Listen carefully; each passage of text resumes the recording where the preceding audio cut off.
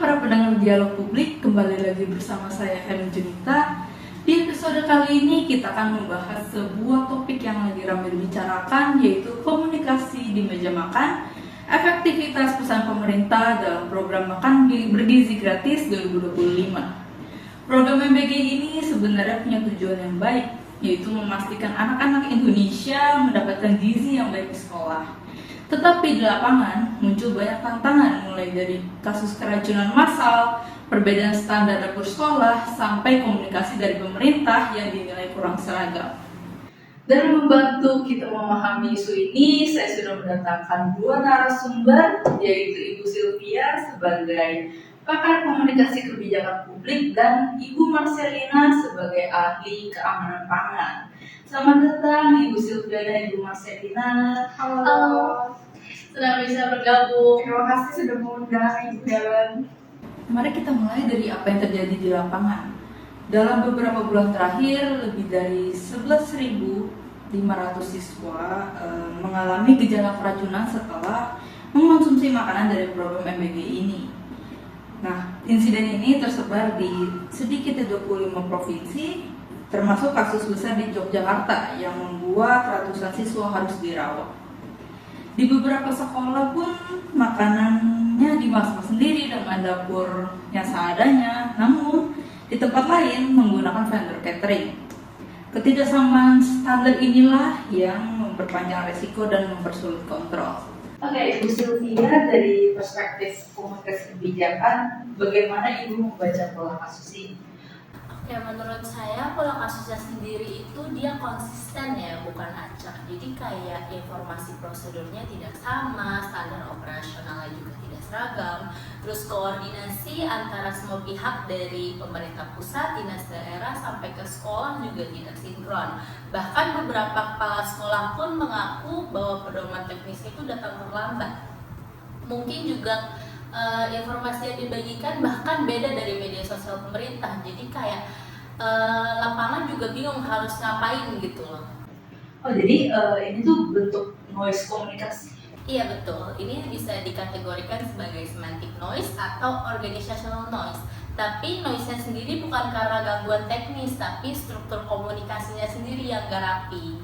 Kalau kita mendalami lagi, bentuk noise dalam kasus MBG ini tidak hanya berupa perbedaan informasi, tetapi juga ketidaksiapan sistem komunikasi. Misalnya ketika kebijakan dirilis, tidak semua sekolah menerima penjelasan yang sama cepatnya. Ada sekolah yang mendapatkan pelatihan, tetapi ada juga yang hanya menerima dokumen tanpa penjelasan lanjutan.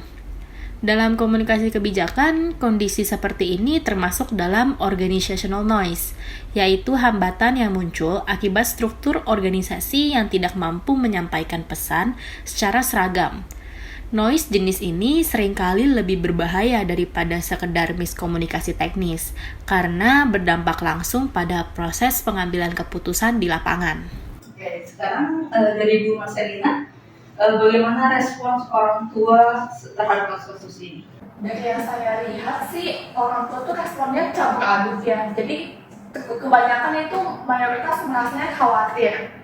Karena kan mereka tuh tahunya pada saat kejadian itu tahunya dari grup WhatsApp atau dari media sosial, bukan dari pemerintah atau pihak sekolah langsung. Jadi mereka merasa menerima informasinya itu terlambat gitu. Oh, jadi menurut Ibu kekhawatiran ini sangat wajar? Sangat wajar dan masuk akal sih, karena kan anak itu adalah kelompok yang paling sensitif ya. Jadi orang tua pasti merasa khawatir kalau anaknya terjadi apa-apa, dan ya komunikasi pemerintahnya kurang cepat. Jadi respon pemerintah dan respon si orang tuanya ini jadi merasa khawatir lah pasti. Ada contoh kasus yang paling menunjukkan masalah komunikasi ini? Kalau dari kasusnya sendiri ada satu yang cukup jelas, yaitu di Jawa Tengah. Itu ada sekolah yang melaporkan bahwa makanannya itu udah berbau asam dari sehari sebelum ada insiden dari keracunan itu. Tapi responnya hanya sekedar imbauan umum aja, nggak ada tindakan cepatnya. Jadi ini menunjukkan bahwa ada delay dari komunikasi vertikal itu. Dan publik juga jadinya bertanya-tanya ya, kenapa kayak makanannya sudah dilaporkan tapi kenapa masih dikonsumsi. Jadi itulah yang bikin trust masyarakat jadi turun juga sih. Kalau kita melihat lebih luas, tantangan komunikasi publik dalam program besar seperti MBG sebenarnya bukan sekedar soal penyampaian informasi. Komunikasi kebijakan adalah proses yang melibatkan banyak pihak dengan latar belakang pemahaman yang berbeda-beda. Ketika sebuah pesan disebarkan secara nasional, maka ada puluhan ribu interpretasi yang mungkin muncul di tingkat sekolah, orang tua, bahkan vendor penyedia makanan. Karena itu, konsistensi pesan dari pusat menjadi sangat krusial. Sekecil apapun perbedaan informasi, dapat membentuk tindakan yang berbeda dan pada akhirnya menciptakan kesenjangan pelaksanaan di lapangan. Sampai di sini dulu pembahasan kondisi di lapangan. Tetap bersama kami di segmen berikutnya.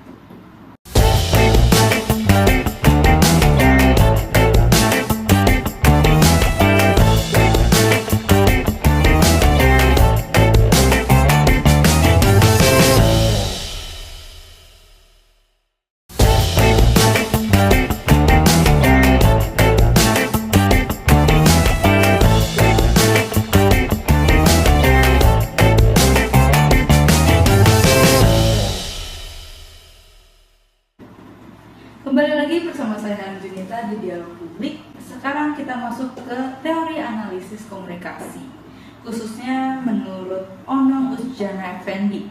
Intinya, komunikasi efektif ketika ada kesamaan makna antara komunikator dan komunikan. Menurut Ibu Sylvia, menurut Ibu apakah pemerintah sudah memenuhi unsur komunikasi efektif? Oke, kalau menurut dari indikator Onong itu ada understanding, influence, pleasure, better relationship, dan action. Pemerintah masih jauh dari memenuhi semuanya. Pertama, understanding. Banyak sekolah itu masih tidak memahami prosedur penyimpanan makanan, pengujian suhu, atau mekanisme pelaporannya. Pedoman teknisnya itu ada, tapi pemahamannya itu tidak ada di semua daerah. Terus yang kedua ada action.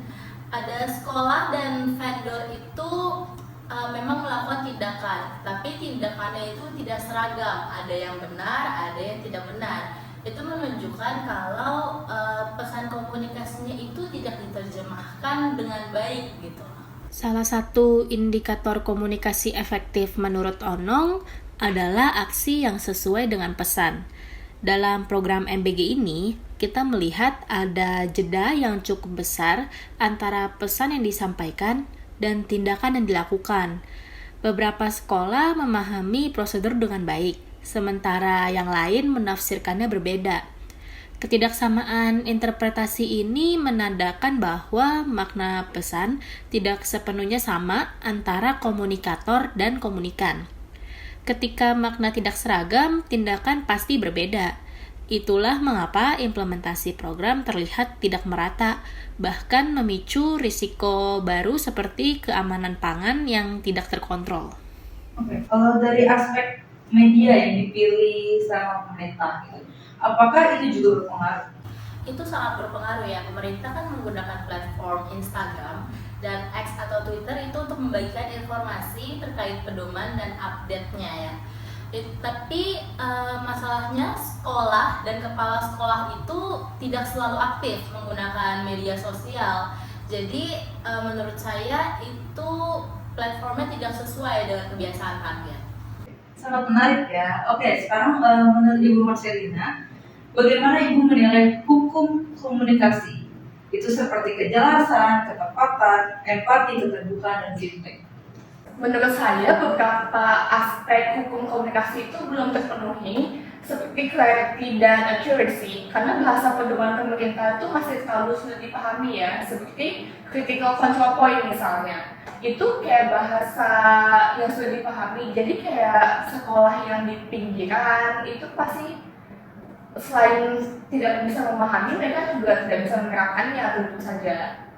Yang kedua itu empathy. Nah, ini masyarakat sebenarnya butuh sentuhan empati dari pemerintah, sedangkan pemerintahnya sendiri hanya memberikan informasi secara normatif saja. Jadi hal empati yang dibutuhkan dari masyarakat tersendiri itu masih belum terpenuhi. Kalau kita berbicara tentang empati dalam komunikasi publik, sebenarnya ini bukan hanya tentang nada bicara atau gaya bahasa. Empati dalam konteks kebijakan berarti kemampuan untuk melihat situasi dari perspektif masyarakat yang terdampak dan menyusun pesan yang mampu menjawab kecemasan mereka. Nah, dalam kasus MBG ini, banyak orang tua merasa pesan pemerintah terlalu formal dan tidak memberikan gambaran nyata tentang langkah-langkah mitigasi. Padahal, masyarakat tuh sebenarnya membutuhkan rasa aman terlebih dahulu sebelum menerima penjelasan teknis. Selanjutnya itu feedback, karena kan dalam komunikasi dua arah, feedback itu sebenarnya yang paling kritis ya. Nah, banyak sekolah yang sudah mengaku sudah mengirim laporan kalau sudah terjadi masalah, tetapi respon dari pemerintahnya itu malah kurang cepat dan kurang menindaklanjuti gitu. Masalah lainnya adalah feedback loop yang tidak berjalan optimal. Ketika sekolah melaporkan kendala, responsnya itu sering datang terlambat atau tidak jelas tindak lanjutnya bagaimana. Nah, dalam teori komunikasi dua arah kan feedback adalah inti dari kelancaran hubungan komunikator tersebut dengan komunikan. Jadi ya ketika feedbacknya tidak diberikan dengan cepat dan transparan, ya masyarakat merasa suaranya tidak didengar tentu saja. Maka sebenarnya dari sinilah krisis kepercayaan mulai muncul. Padahal dalam program yang menyangkut kesehatan anak, kepercayaan orang tua itu sebenarnya menjadi faktor yang menentukan keberhasilan implementasi loh. Jadi menurut saya hal-hal tersebut masih kurang terpenuhi. Menurut Ibu Sylvia dan Ibu Marcelina, apakah masalah ini lebih banyak karena komunikasi atau karena implementasi kebijakan? Menurut saya keduanya saling terkait, tapi seringkali implementasi yang buruk itu terjadi karena komunikasinya buruk. Jadi kalau misalnya pesan awalnya juga tidak jelas, maka implementasinya akan kacau. Betul, karena kalau komunikasinya sudah efektif, ya tentu saja hambatan teknisnya akan lebih bisa cepat diatasi. Saluran komunikasi juga menjadi faktor yang menentukan efektivitas sebuah kebijakan. Seringkali pemerintah mengandalkan media sosial sebagai alat penyebaran informasi, padahal tidak semua pihak di lapangan mengakses informasi melalui platform tersebut. Sekolah, khususnya di daerah, lebih mengandalkan surat edaran resmi, pesan WhatsApp dari dinas, atau rapat rutin sebagai sumber informasi utama. Ketidaksesuaian antara saluran yang dipilih komunikator dan saluran yang diharapkan komunikan inilah yang akhirnya menimbulkan jarak komunikasi. Pada akhirnya, pesan yang sebenarnya sederhana menjadi sulit dipahami atau bahkan tidak sampai sama sekali. Baik, sampai sini dulu pembahasan kita mengenai analisis dari perspektif teori komunikasi. Tetap bersama kami, kita lanjut setelah ini.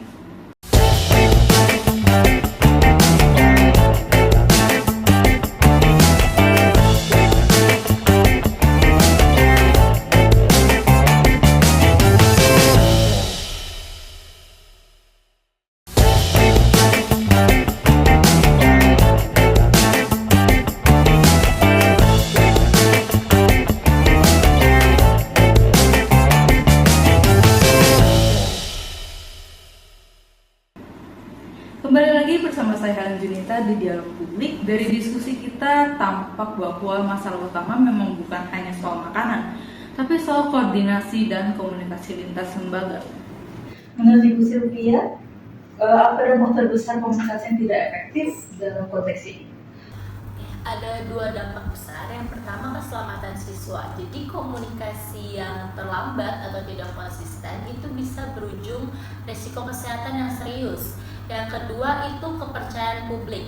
Program MBG ini sebenarnya punya tujuan yang mulia, tetapi komunikasi yang disampaikan jika terlalu simpang siur, maka itu akan kehilangan kepercayaan dari masyarakat. Dan trust itu juga sulit untuk dipulihkan. Kalau dampak ini kita lihat lebih luas, Komunikasi yang tidak efektif dalam program MBG ini bukan hanya beresiko pada kasus-kasus yang sudah terjadi, tetapi juga berpotensi menciptakan masalah sistemik.